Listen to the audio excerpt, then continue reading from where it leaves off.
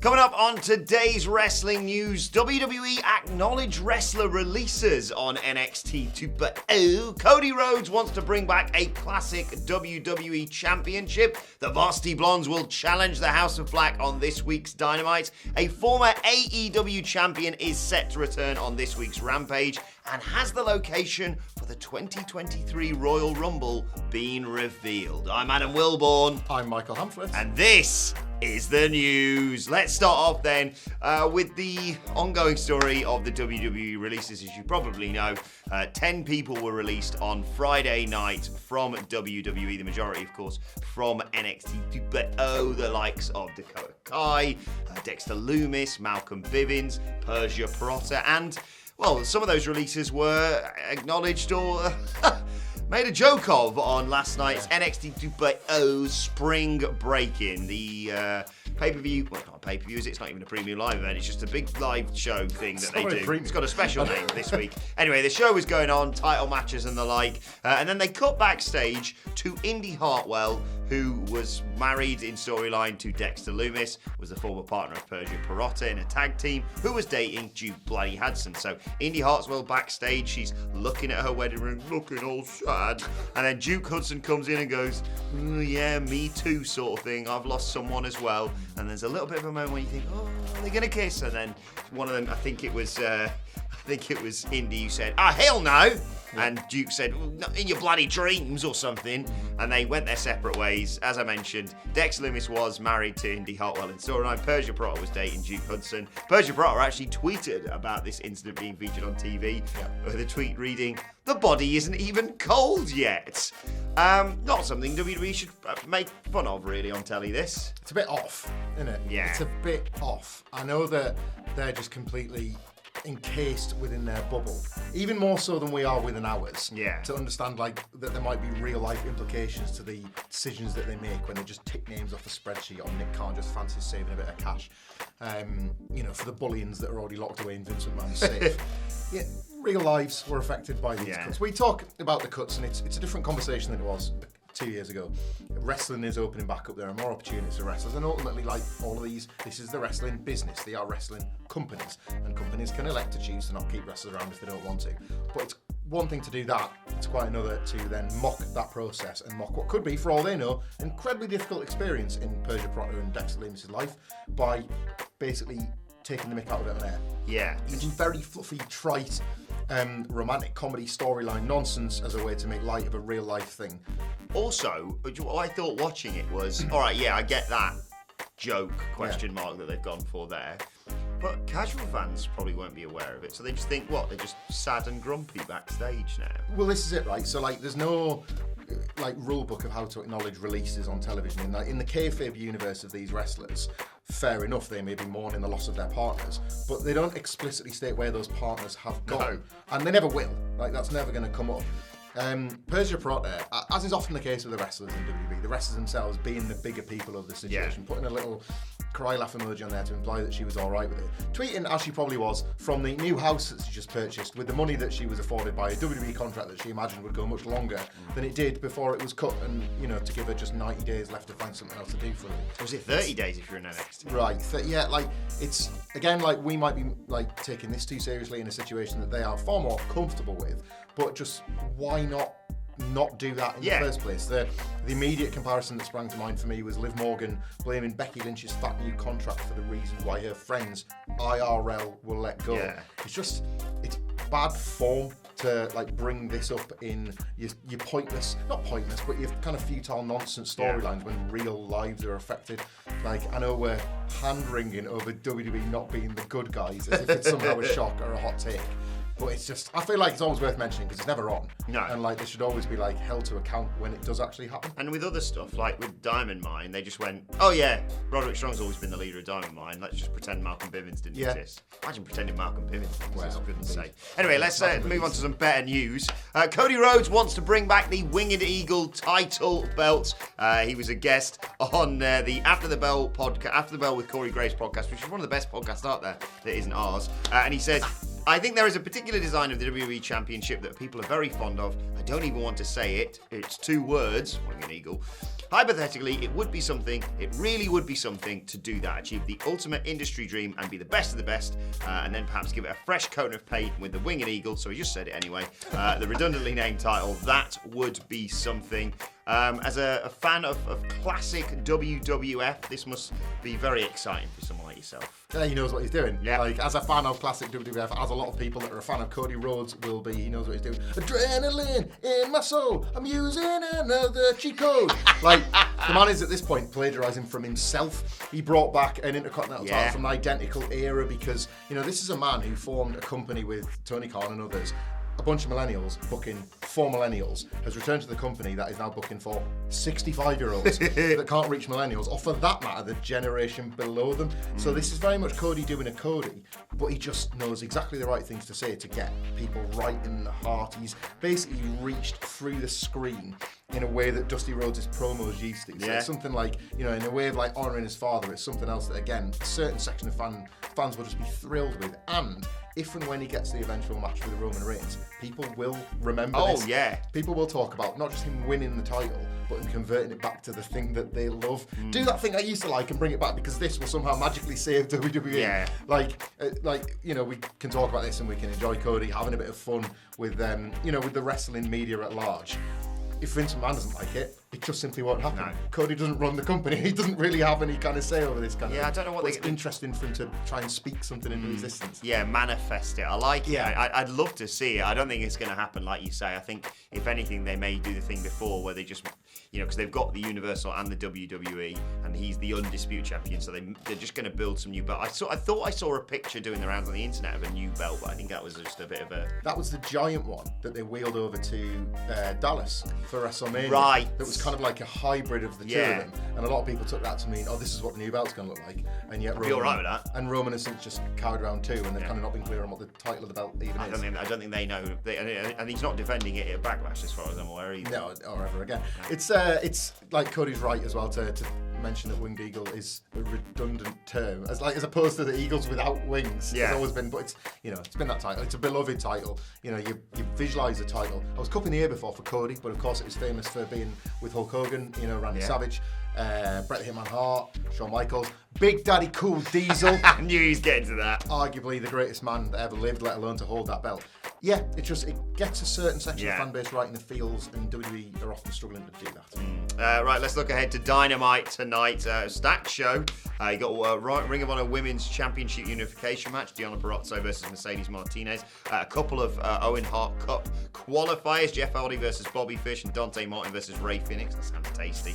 Chris Jericho versus Santana. Blackpool Combat Club are going to murder the Butcher, the Blade, and Angelico.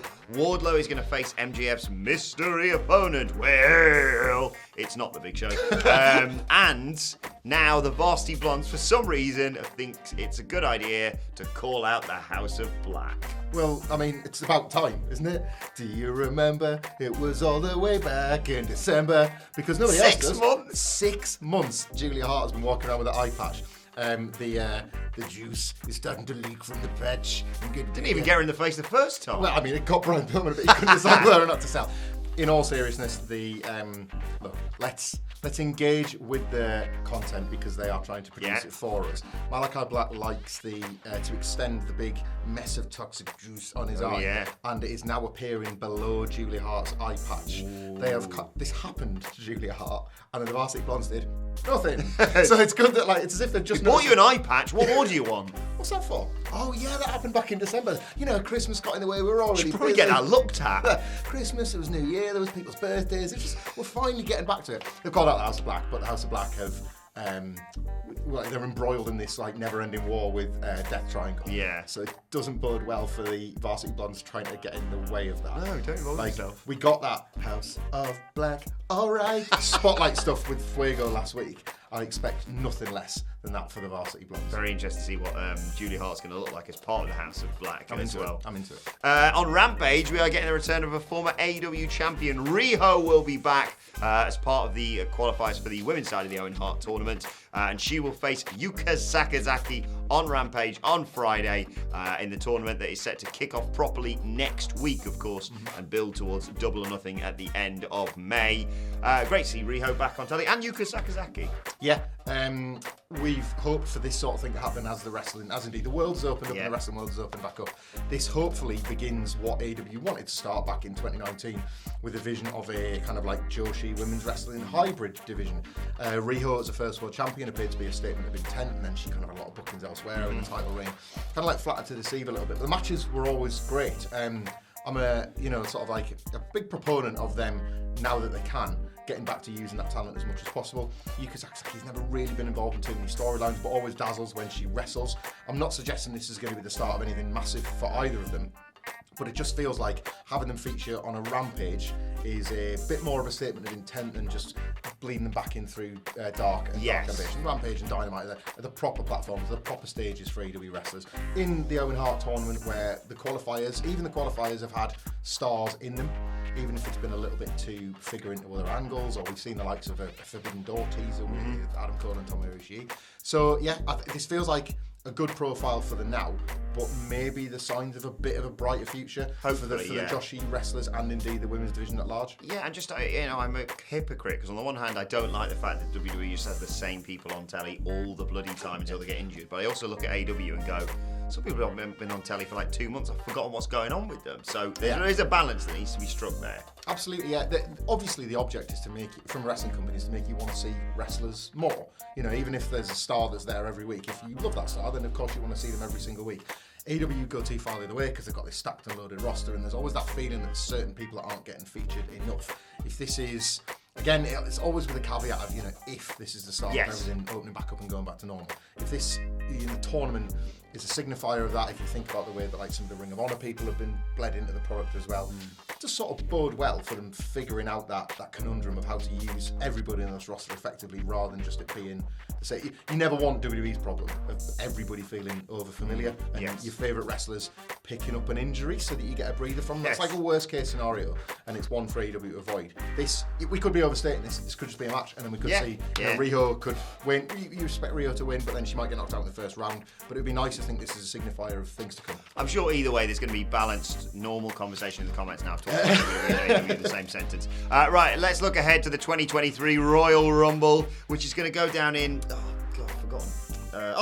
The Alamo Dome in San Antonio, Texas. This news courtesy of Fightful. No crap, just sap. Sean Ross Sapp of Fightful. Yes, revealing that it's returning to the Alamo Dome in San Antonio, Texas for the first time since 2017. It also went down there in 1997.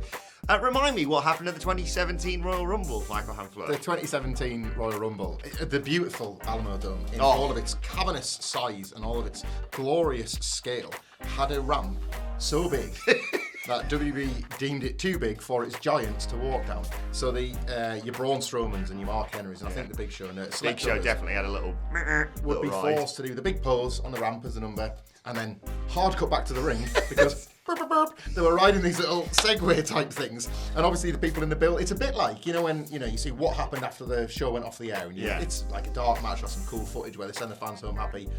The Rumble featured video footage of people going down a really long ramp, pootling their way down the ring, and then having to quite awkwardly disembark this thing and then get into the ring like that. I was just walking the whole time. You know what we're talking about? I'm not even tired. I welcome the return of those, as I do the incredible visuals of the Alamo Dome, and indeed the possibility of WhatCulture getting to return to Texas. Yes. Because we got to visit Texas recently. It was lovely. Oh.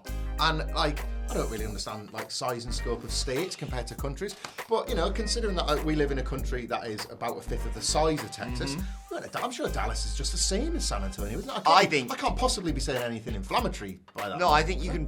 I'm very certain if you live in Dallas, have a quick wander over to San Antonio and just have a little look at go on your lunch break. Yeah, go check out the Alamo Dome, but as Michael Hamlet said, he and I will be going to the Royal Rumble 2023. It's not been announced, it's not official, but I feel like if I say it on video, they have to send us now. Is that how this works? Yeah, manifesting. Is that why they never let me and Cedric on the news? Indeed. Because we've got kids and we would use and abuse that privilege.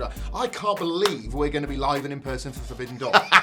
Is that how this happens? Basically. Great. Right, let's move on to your Twitter questions. At WhatCulture WWE, of course, we want to get in touch with us. First question today comes from Matt Ryan, Aussie Dead on Twitter, who says, as a possibility, would you like to see the winner of the men's side of the Owen Hart tournament be Samoa Joe, who goes on to face CM Punk with their past in Ring of Honor? I'm game for it. I'm game for any revisiting of Joe versus Punk. Look, CM Punk is proving himself all over again. Quite good, isn't he? He's half decent, And pass it on.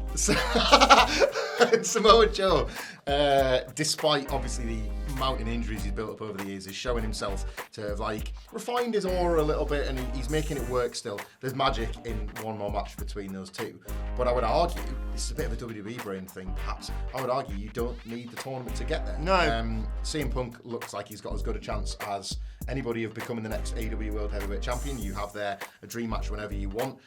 You can set up title matches. Joe kind of fits the profile of a, you know, Lance Archer, Nyla Rose, first opponent guy. Or you could do it for a Ring of Honor title as well. A Ring of Honor title. Tony Khan is already, we don't know what Ring of Honor is, but he's just wanting to keep the name out there and the spirit of it going. And obviously CM Punk, you know, loves his own Ring of Honor legacy, as he should. But yeah, I would almost argue that the tournament is superfluous to arriving at all of that. Who's your pick for the winner of the tournament? I'm just finding it really hard to look past Dax. Oh, I love that. The qualifier of the FTR men coming together was almost, it was presented as a novelty exhibition that had stakes. So it was kind of a, you know, perfect coming together of all of the Bret Hart tributes lately, with Punk on commentary, of course. And it just feels like this first winner has to be a babyface. He's got all the sentiment with him. There's a bunch of awful heels that you could flex his babyface muscles against as FTR continue this organic turn that they've been on just from since before WrestleMania weekend. And I love anything at the moment that is bringing together the prospect of FTR's babyface turn and MJF still believing the Pinnacle to be a thing. Yes. I really like that. Like, who was it? Sean Spears or MJF said that Sean on a Rampage. The mystery 7-footer who, you know, you can't teach that, apparently has PP. He's got PP. Pinnacle potential. Yeah. So them believing the Pinnacle still exists, clashing with this wonderful babyface turn that's happened for FTR. I cannot wait for that. And something like the Owen Hart tournament win feels like a great instigator of that. Max still hasn't responded to my text asking what he thought of my PP, but we'll wait and see on that one.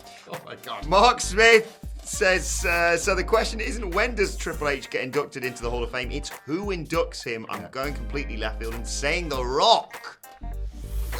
Yes, because it's The Rock. They'd get The Rock. If like The Rock offered to open an envelope revealing who was going to be like a guest general manager on Raw, like they'd get him to do it if he agreed to it.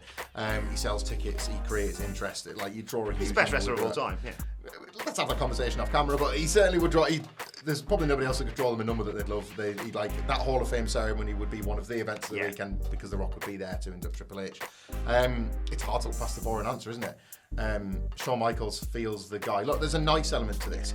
Over the years where all the members of the clip were going in, it was great to see them all come. They'd all experienced different struggles and strikes in their life, and it was awesome to see them all back together. Obviously, with the passing of Scott Hall now, like he'd be like conspicuous by his absence, but it'd be a nice thing for them all to come together and pay tribute. It's nice, and far be it for me to use a platform to be cruel about Triple H in a nice time in his life. Because we could do, because there's plenty of people that you can induct. You know, there's people I could think of that were, you know, Dead would do it, but he's too busy with NXT. He's got loads on. Vince McMahon, he's like, Busy Paul, real busy pal. I want like sort of the DMs as they happen to be like revealed as a video on Twitter. Like, Dad, it would be an honour if you moved to the Hall of Fame. Dots. No reply. New number, who did? 4 hours later, reply. Just seen this. I've already got tickets to Bloodsport. I really wanted to be there. Jeff Jarrett's in the cluster. Otherwise, I'd definitely come. I'll send somebody. And then Johnny A shows up in a NXT 2.0 tie, and he says, "Me and Paul, like he started something. I'll be more than happy to continue it on. Finish it. I'll be more than happy to kill it." Ladies and gentlemen, Triple H. Nah, it's going to be Shawn Michaels. They're going to throw glow sticks out and they're going to tell everybody to suck it. Eddie Zamhari gives our final question of the day. Hey guys, if you could put a faction together that features 4 celebrities in 4 different sports with you as a manager, who would it be and what is the name of the faction? I think we should do 2 each here. Okay, right. So I want a body guy. Okay. Wrestling should always start and end with jacked dudes. Yeah. So I've got one for you. And it's not just, you know, I worry sometimes that we can be a little bit parochial here being based in the UK. Yes. I've gone to American sports. I know a little bit of thing or two about baseball.